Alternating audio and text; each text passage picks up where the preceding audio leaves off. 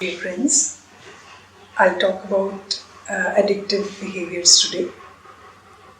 Addiction is a habit which has gone out of control, and by the very meaning of the word, it is something that we have no control over. But addicts usually feel that they have control over their habit. So, addictive behaviors are, as we look at the word, we mostly assume it's about drugs or it's about alcohol. But there are so many other addictive behaviors. Shopaholics, they are workaholics, there are people who are activity addicts. They can't stop doing the activity that they're indulging in or will jump on to the next, always staying busy. Or they could be food addiction. So, different kinds of addictions are there.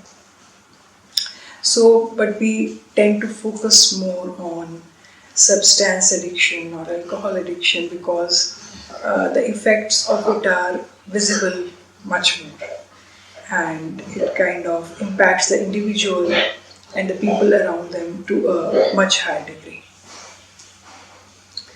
So, I would say that first step towards getting rid of an addiction is to admit that there is a problem.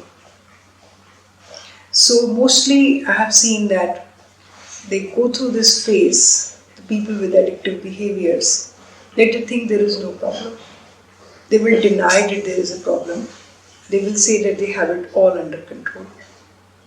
Or second thing that they will say is that this thing is good for me, this thing is not so bad as it is made out to be.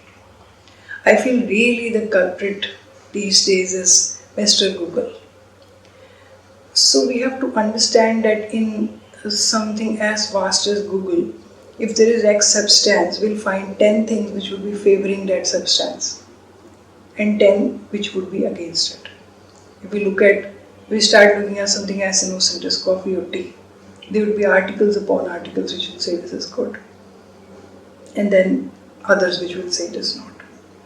And it's very interesting, when cigarettes were launched, there's this whole thing that they are actually good.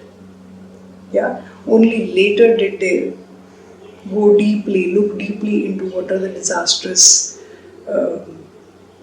effects which are connected to cigarettes.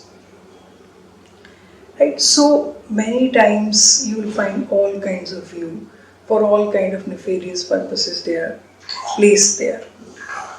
So we have to form a rational opinion. For that we can listen to a person we trust, or even look at ourselves very honestly. Since we have this addiction, what has been the changes in our life? Am I able to function to the optimum? Am I able to focus? Am I being productive? Are my relationships getting better? So with something as innocent as weed, it leads to psychosocial dependence. Person becomes isolated, withdrawn. So they would seek the company of other people who do weed. And the pastime is to do smoke pot together. Right? So with something which is mind altering, weed is mind altering, we are entering into another world. So we can cause lasting damages to ourselves. We might be left with auditory visual hallucinations, lose contact with the reality.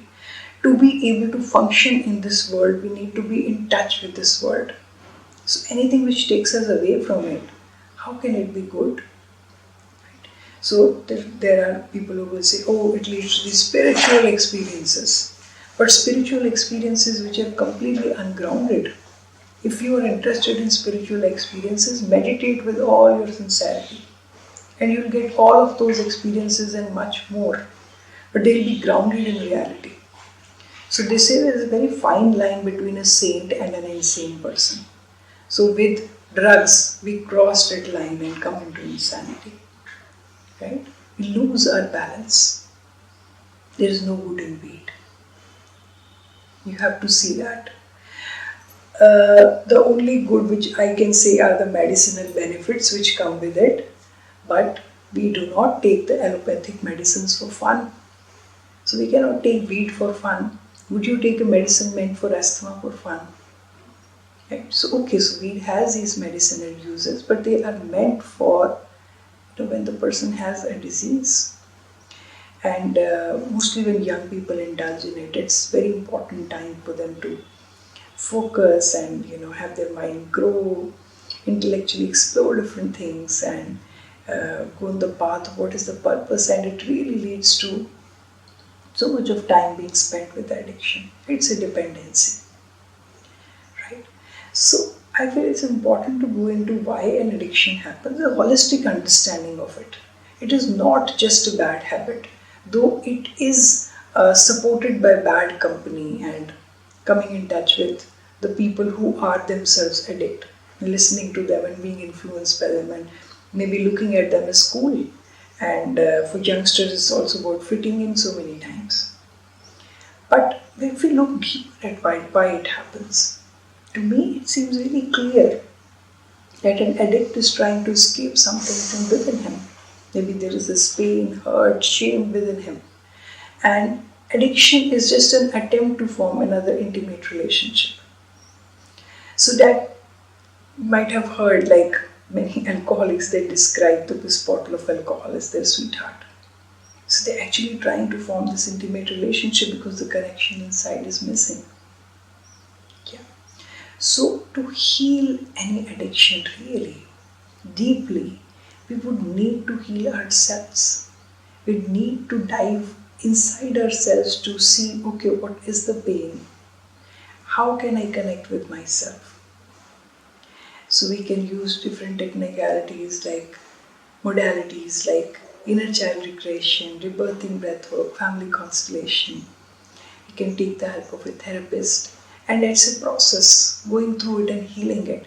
But that would be the all that is needed for us to be able to really get over an addiction. Otherwise, we just step from one addiction to another. Right? So, people who struggle with food addiction, they're trying to bury their pain under this food that they're eating. What it is that you're avoiding looking at is the question, right? So, keeping the company of people who are themselves healthy, emotionally healthy people, who are not into addictions, is also very important. Okay, so the third step that I can suggest is that we can trust in a higher power to help us. We have to admit that there are wrongs which were done because of the addiction. Unless we admit our part, we'll not be able to take responsibility for it and will not be able to make changes in it. So, admitting our part is very, very important. You can make an inventory and list at home. These were the people that I wronged, or these were the places that I think are messed up.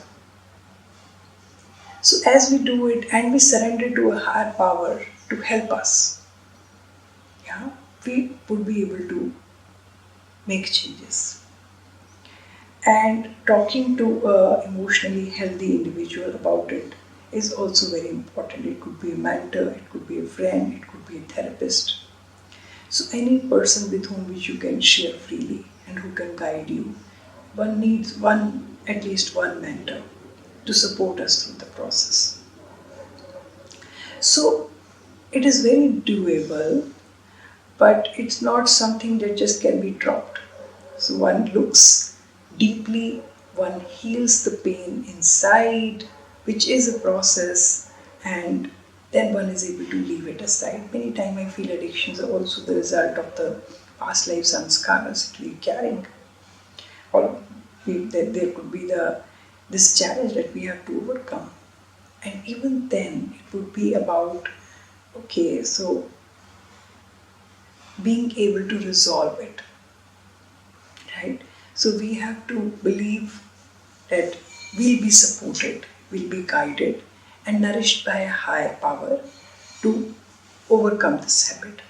I see a lot of erosion in faith, and I really feel that having some kind of faith in our lives, in any power, figure, energy, anything that we find appealing is very important. And then we feel supported.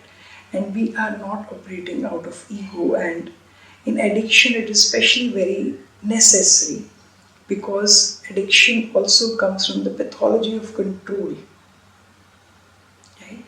So our will becomes embroiled with the negative sentiments that are inside us. And the process of freeing the will is the process of being free from the addiction. So the control, just trying to shake it off by your own control, does not work. And that is why we so many times we fail. But as we follow these steps, and these are the steps from the some of the steps from the Alcoholic Anonymous, what they use, I feel that they are very, very beneficial to any individual and they can be applied anywhere. So do believe in yourself, and nobody is a bad person because they have an addiction. And as a society also, we must get rid of this idea. It's just a symptom of a hurt a person is carrying. And let us all be capable of dropping judgments against addictions. And the addiction news is rampant on the media these days with the X and Y and the Z. And I hope that you are not one of those viewers who are watching it to derive the vicarious pleasure out of it. So I feel that everyone's choices should be respected and it should be seen very holistically. Addictions come from a deep sense of hurt, something missing in our life. And it should be treated like any other disease and with due respect. And as we are able to heal ourselves, I will say again, we'll be able to heal this issue also. All the best to you.